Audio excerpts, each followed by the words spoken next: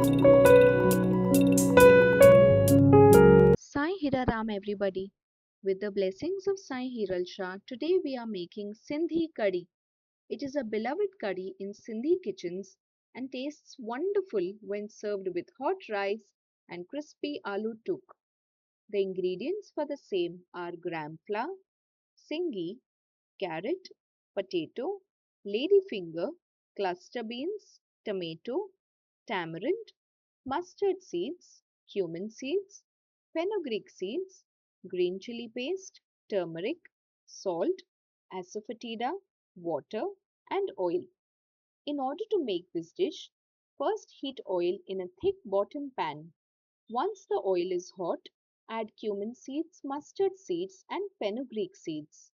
Now add gram flour and roast it gently until it turns a light golden color.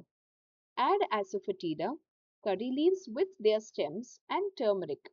Slowly add water while stirring so that the gram flour forms a smooth curry base. Now add ginger paste and green chili paste. Add tomato paste along with a little bit of salt. Mix this well and allow the curry to simmer gently. Now you may add the vegetables: cluster beans, carrots, singi, and potatoes.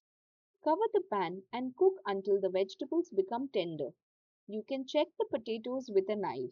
If they are cooked, all the other vegetables will be cooked as well. Now add fried ladyfinger and tamarind water. Mix everything well and allow the curry to come to a good boil.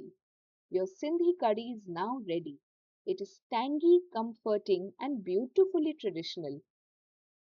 In a Sindhi household, this curry is more than a recipe. It is a taste of our tradition and our lovely homes. With the blessings of Sai Hiral Shah, this is the recipe of Sindhi curry. Sai Hiraram.